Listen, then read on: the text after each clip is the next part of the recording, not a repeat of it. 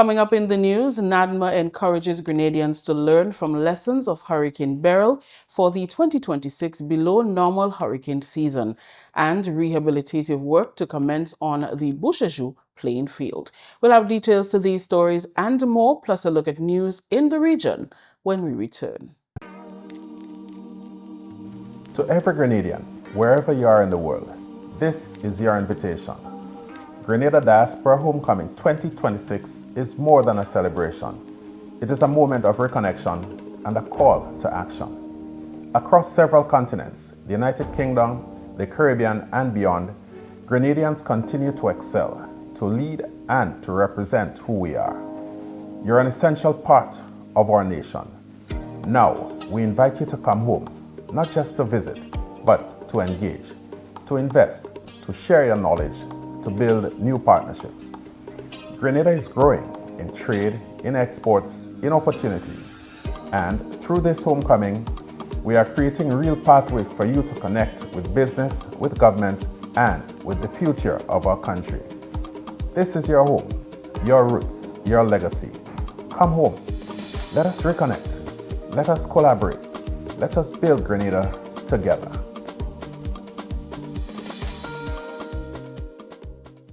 Welcome back with the details to the GIS news for Wednesday, June 3rd. I am Rikisha St. Louis. Grenada ramps up preparation for the 2026 Atlantic hurricane season, which is predicted to be slightly below normal with approximately 13 named storms, 6 of which are likely to become hurricanes and 2 likely to turn into major hurricanes.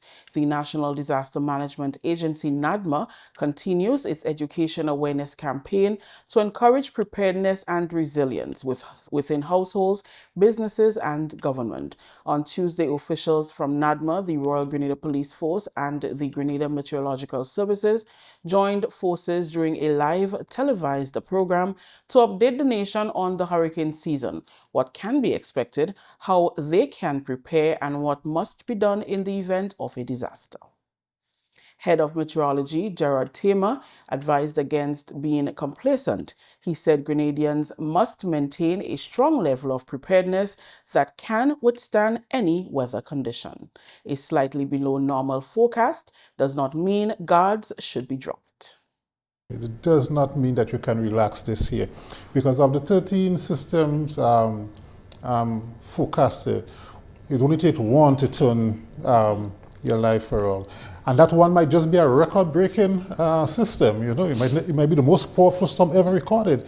We just don't know. So we have to maintain a level of urgency. We have to be prepared all the time. Secondly, and most importantly too, remember we have to listen to the official announcements. Okay.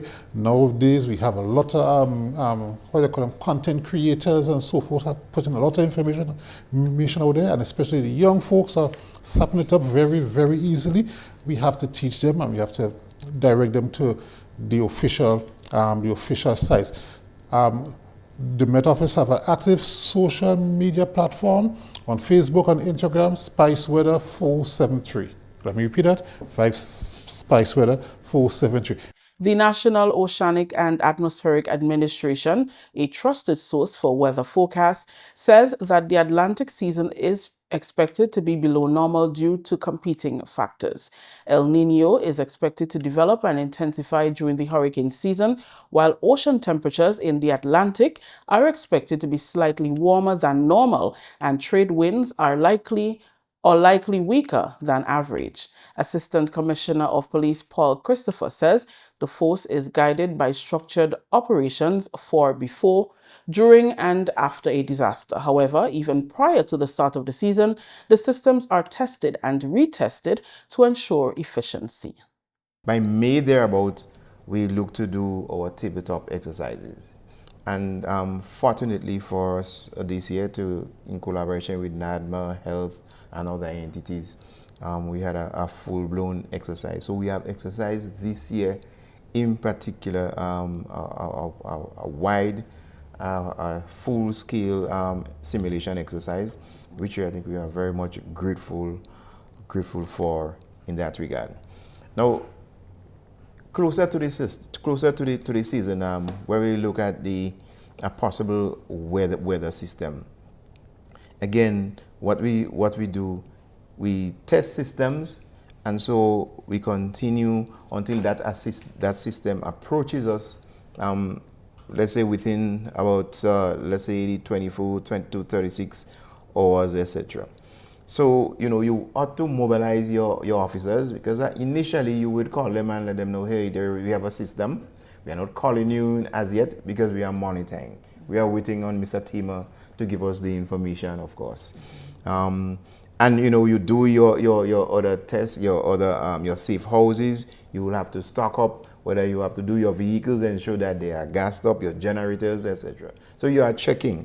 Head of Shelter Management Committee, Dr. Diane Abel Jeffrey, reminded the public that heading to a shelter should be a last resort. She encouraged the establishment of a family emergency plan. We encourage all Grenadians to know the location of the nearest emergency shelter to them, although we also reiterate that the shelters should be viewed as a last resort where possible.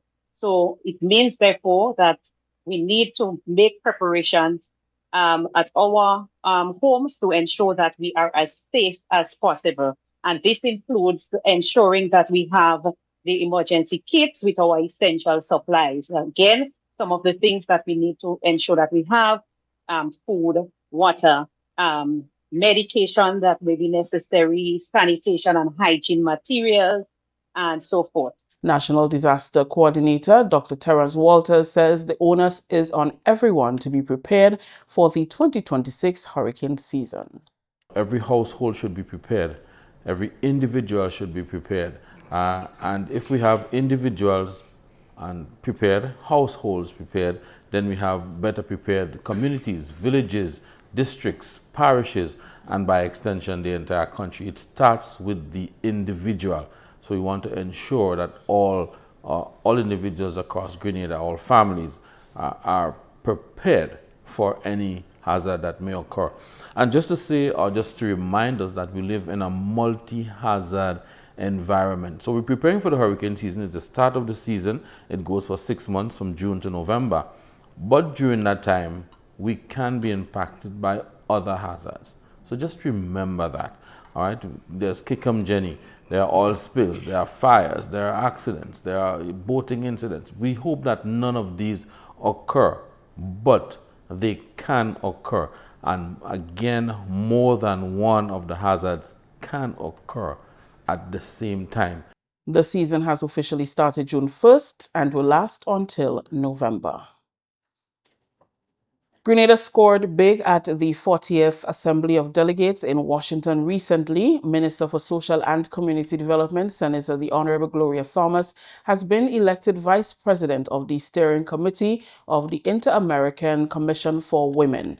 This achievement represents a significant milestone for Grenada, marking the country's return to the leadership of the Commission after more than 4 decades. The Assembly of Delegates is the highest decision-making body of the Inter-American Commission of Women and convenes every 3 years, during which time female ministers and senior government officials responsible for women's affairs deliberate on priorities affecting women across the hemisphere, adopt strategic plans, and elect the Commission's steering committee. The steering committee comprises 9 members, a president, 3 vice presidents, and 5 elected members. Grenada was the only Caribbean nation to submit credentials for a vice president position.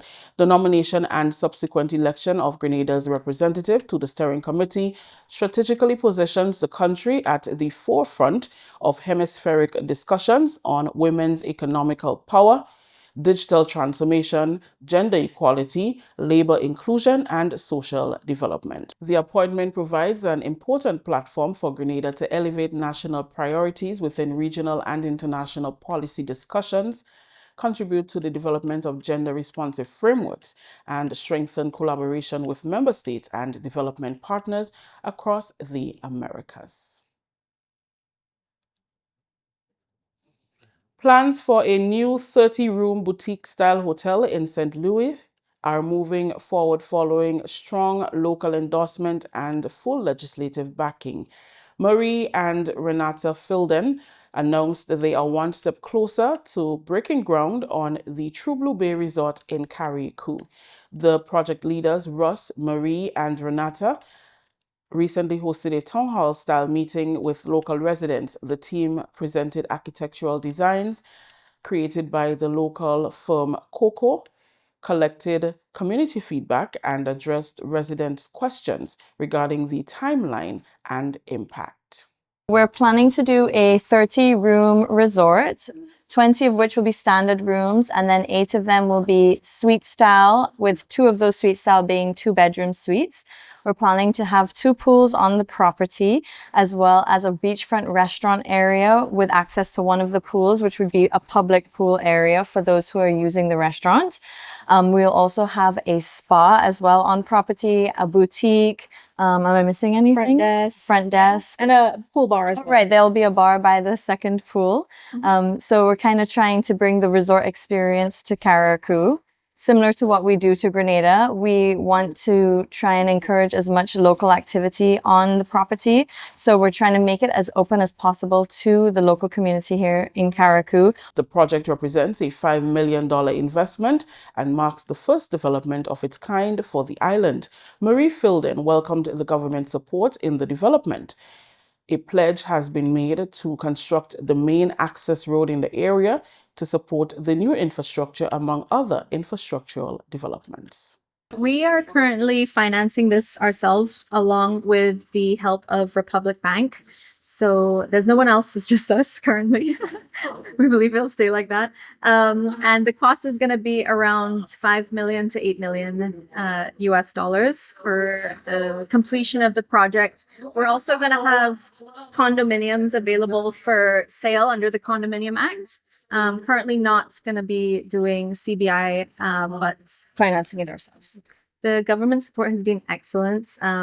We were given the opportunity to present to cabinet and share our ideas. They gave us some feedback, and Minister Andrews has been an excellent support as well as advisor on what to expect coming into Carriacou, and also committed to assisting us with anything from planning to building a road to helping assist with the airport's developments. From construction to operations, the resort will create employment opportunities for residents of Carriacou and Petite Martinique. Construction will commence in a few months and is expected to be completed in 2 years. We're planning to, if we can, we want to make everybody who works on property from Carriacou. That would be the ideal situation. So there's going to be job opportunities from management level all the way down to entry level. So persons with a bit less experience, they can start lower and work their way up to managerial positions. And that's how we've done it in our property in True Blue in Grenada. We've had all of our managers currently have sort of been promoted into the positions that they're in today. For example, our general manager, Mary Calise, she has just been promoted to general manager, and she started as a receptionist 28 years ago when we arrived here on the island. So these are the kind of relationships we want to build, and we kind of want to make the people of Carriacou get that level of skill and training to be able to do the same thing here. The eco-friendly resort received a major endorsement from local hospitality veteran Lottagen Friday, owner of the Sea Breeze Hotel and Bay House. Friday highlighted True Blue Bay Resort's established reputation for maintaining high operational standards and sustainable environmental practices. Carriacou is a gem. It's a wonderful little place in the Caribbean Sea, and I can't think about a better hotel group to come and develop here. They care about the staff, they care about the community, they care about the environments, and I think that they are the perfect fit for Carriacou. They're gonna come here and really care and do something beautiful with this little island, and they will invite the local people to do so, just like I like to hire talents. And I don't have any person coming to work from any other country. We work with local people, we work in the communities, and we care about our environment. So I am very happy for them. I'm looking forward to come and stay in that resort when it's ready. In the meantime, I'm happy to be at Mermaid or Green Roof or any of the other little hotels here in Carriacou. And yeah, I wish them good luck. Still in the local segment, the Ministry of Blue Economy and Marine Affairs is receiving support from the Unleashing the Blue Economy of the Caribbean UBEC project, a World Bank funded project to develop a comprehensive national policy on aquaculture. Along this line, key stakeholders met this week to provide valuable input that is expected to shape the policy framework, which will be designed to promote responsible investment, strengthen food security, create employment opportunities, and support economic growth within the blue economy sector. The idea for having an aquaculture policy is to ensure that there is governance, a structure in that particular sector. We know it has potential for Grenada, and we know that a lot of our citizens are doing either sea moss or fishing of crawfish or fishing of crayfish, as we call it here, prawns, shrimps. And so we think at UBEC and with the Ministry of the Blue Economy that we can build the sector by having a policy that will govern what we do within the sector, and so there can be growth. That was Yola Newton, project manager for UBEC Grenada, highlighting the importance of the activity. Head biologist in the Ministry of Blue Economy and Marine Affairs, Crofton Stroud, emphasized that the development of an aquaculture policy is of great importance to the Fisheries Division, as it will provide a framework for a sustainable growth and management of the sector. This policy is going to direct us as to how we can go about this process, because one of the interesting things with fish farming is that many of the times the species may not be endemic that you actually farm, so you may not want them to get into your natural ecosystems. So you have a lot of protocols that you have to follow, but fish farming is very important. We have so much anthropogenic activities resulted in climate change and so many things which have resulted in a lot of pressure on our wild fish stocks. So our wild fish stocks right now, they need a rest. Many of them, they need a rest, and we need to consider that we can eat what we grow and we can grow what we eat. So we can grow our own fish. There are many other species that can be grown in aquaculture. So we are at that position right now where we think it is going to be more sustainable if we are big on growing our own fish and we can give our wild stocks a rest to replenish themselves. According to Stroud, the fishing community stands to benefit from the policy, especially during the closed seasons of the species.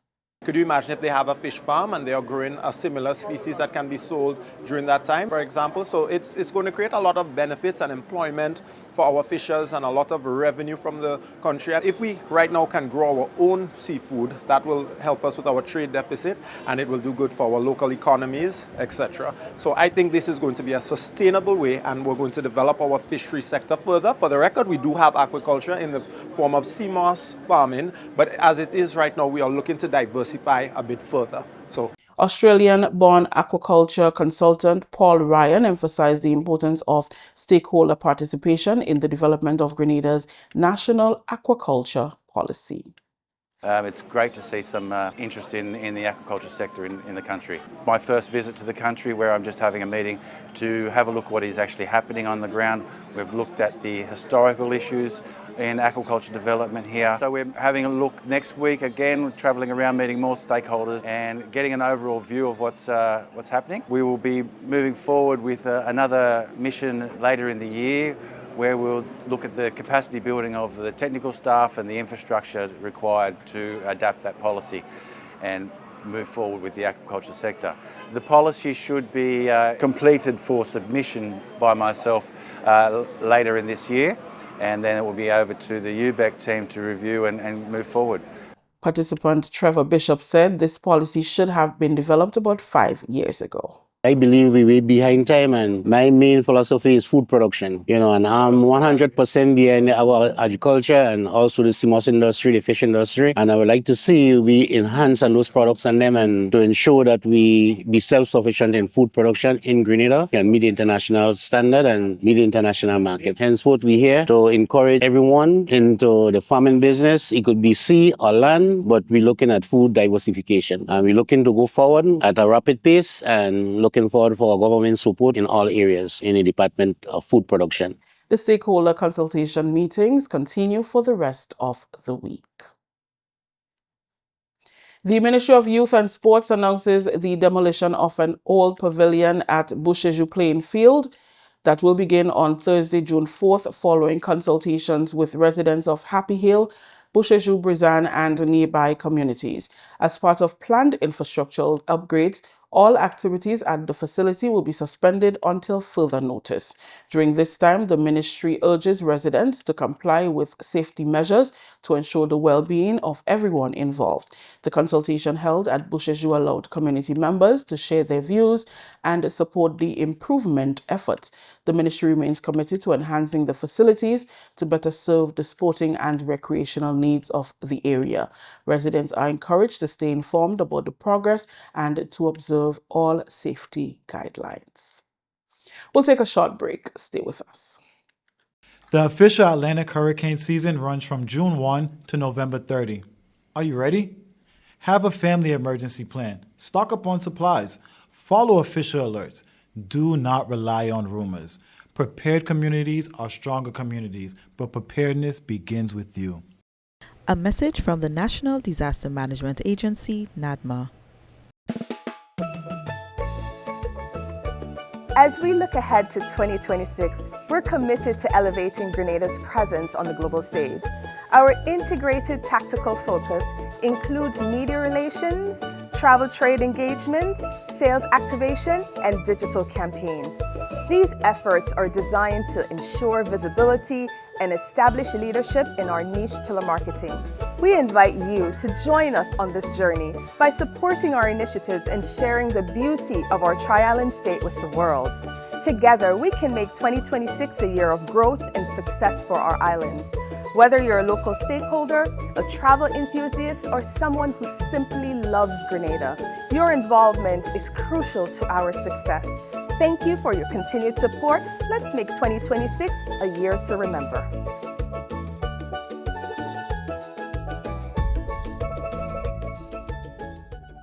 Welcome back. The Social Sciences Department of Wesley College recently hosted its inaugural Entrepreneurship Day Expo, which gave students practical entrepreneurial experiences. Hosted under the theme From Idea to Impact, the expo highlighted a wide range of student-created products and services to demonstrate innovation, creativity, teamwork, and financial literacy. The booths displayed crafts, fashion items, confectionery, and other snacks. Principal Mrs. Donald St. Bernard outlined the significance of the expo in developing the skills of the students before they venture into the world of work. This expo is more than just an exhibition of products and ideas. It is a celebration of talent, determination, problem solving, and the entrepreneurial spirit that exists within our young people. In today's rapidly changing world, entrepreneurship has become an essential skill. It teaches us to think critically, take initiative, work collaboratively, and transform ideas into opportunities. Through this expo, our students are learning that success is not only found in traditional careers, but also in creating solutions, building businesses, and contributing positively to society. Member of the Social Science Department, Ms. Roxanne Humphrey, said the students have been engaged in brainstorming, product development, branding, marketing, and business planning. Over the past several weeks, each form class was challenged to conceptualize and operate its own business venture. Students were required to work collaboratively to brainstorm ideas, identify target markets, create products and services, develop business names and branding, design packaging and promotional materials, budget expenses, market their products, and prepare for sales and customer interaction. This initiative moved learning beyond the classroom by allowing students to experience the real-world process of entrepreneurship firsthand. Through this project, students gained valuable experience in innovation and creativity, communication and teamwork, financial planning and budgeting, marketing and advertising, customer service and professionalism, leadership, and problem solving. The students presented their business pitch to the public. At the Cookie Lab, you can enjoy plain regular cookies, chocolate chip cookies, and oatmeal and raisin cookies. You can customize your cookie with toppings such as marshmallows, M&Ms, rainbow and chocolate sprinkles, whipped cream, and chocolate strawberry syrup. Our goal is to create a fun and interactive build-your-own cookie experience for everyone. Have you heard the saying, health is wealth? At Bella Vita, we believe that living well should taste good too. Bella Vita is a health-conscious brand dedicated to providing nutritious, refreshing, and delicious products that support healthier lifestyles. Today, we have smoothie bowls, only $10. Bella Papaya Bowl, Bella Banana Bowl, and Bella Berry Bowl.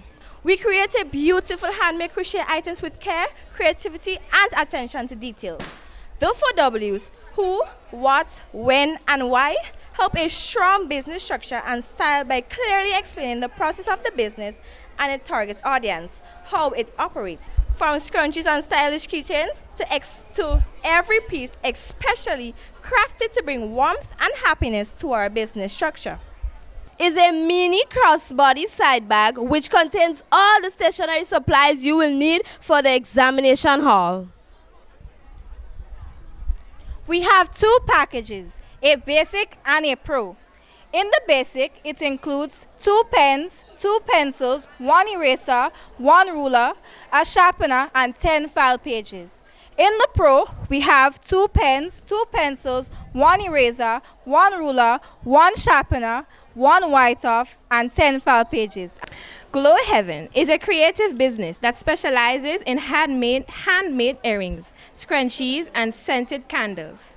The business focuses on creating stylish, elegant, and high-quality products that help customers express themselves and enjoy relaxing fragrances.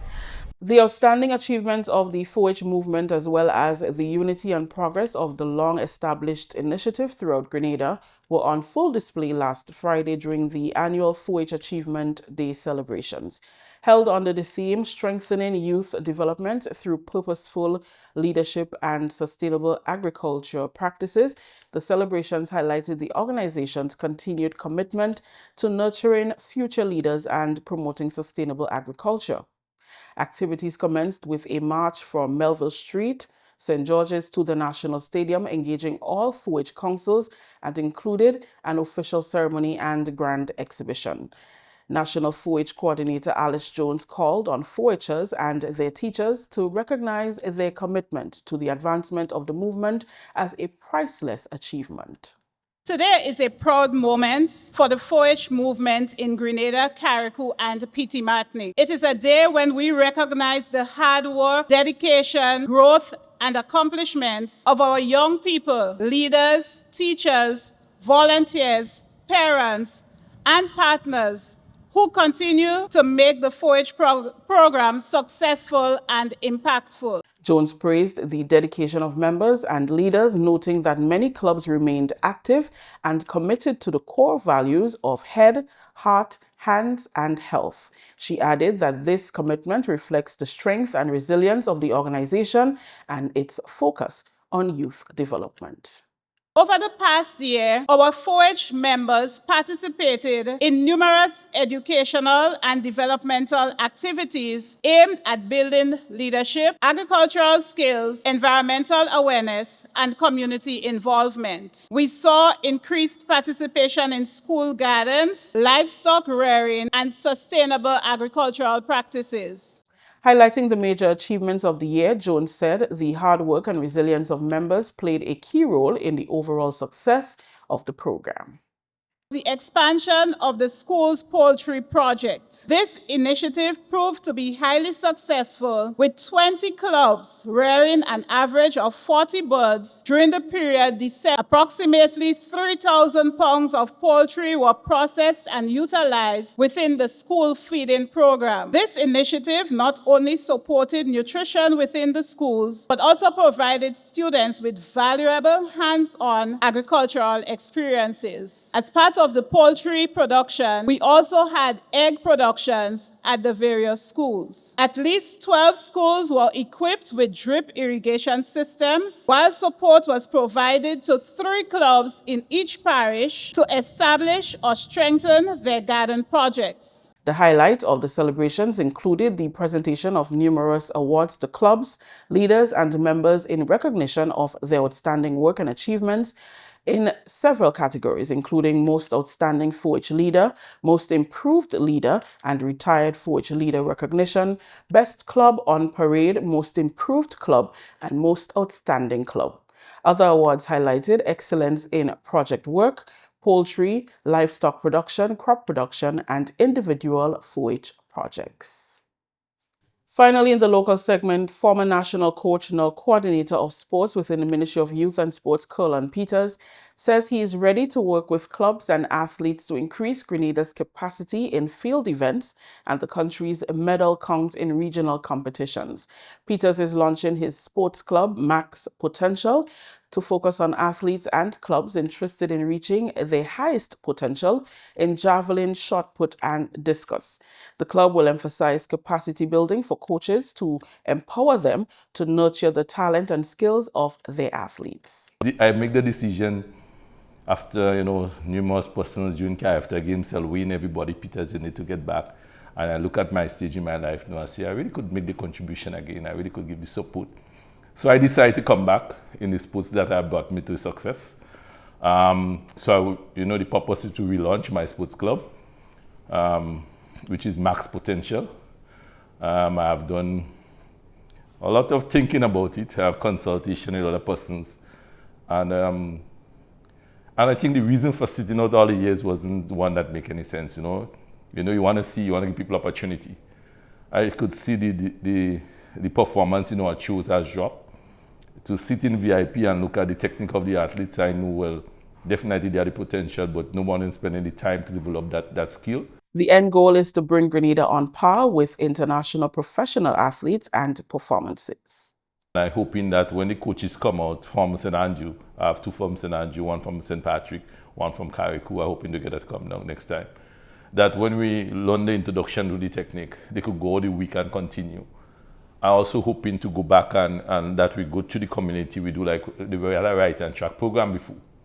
We used to go out on Saturdays and find the talent within the community. That's how we find understand those and find Josh and others. And then you bring them together or you assist the coach in that club in that parish so they could help to develop. I'm trying to collaborate with some persons in the States that help develop them centers, which pledges support.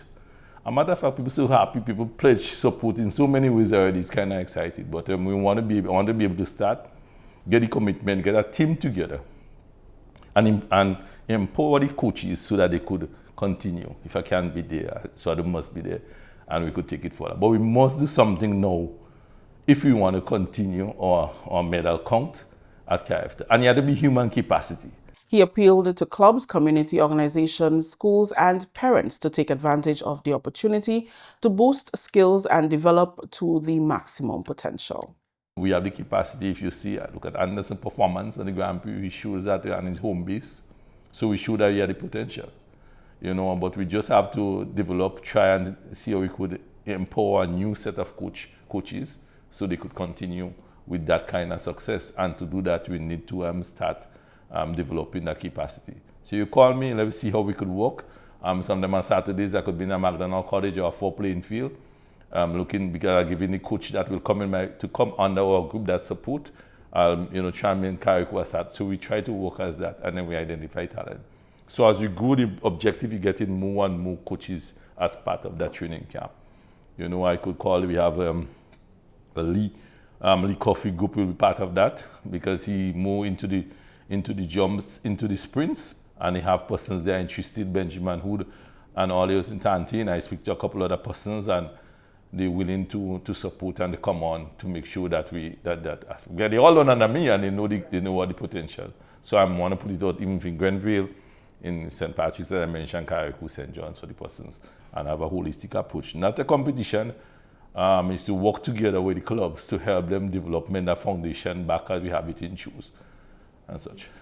This is the GIS News. We'll take a look at what's happening in the region when we come back. Country Cold, premier sponsor, in collaboration with Power of Worship Radio 92.5 FM, present A Night of Worship. A Night of Worship with 7-time Grammy Award-winning Brooklyn Tabernacle Choir. Brooklyn Tabernacle Choir. Friday, June 12th at the Grenada National Cricket Stadium. Gates open at 5 p.m. Worship starts at 6. Free admission. Experience powerful songs like Fill My Cup. Spirits fall down.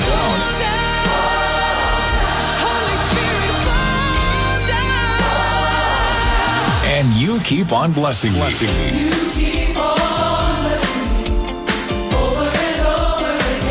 Bring your family. This is more than a concert. It's an encounter with God. Special thanks to our generous sponsors, Modern Photo Studio, Terry's Yacht Services, and Sammy's Ready Mix. A Night of Worship with Brooklyn Tabernacle Choir. Friday, June 12th. This event hosted by the Ministry of Mental Health, Wellness, and Religious Affairs. Climate change doesn't adhere to a specific time frame. It fuels multiple hazard events, from hurricanes and flooding to heat waves and landslides.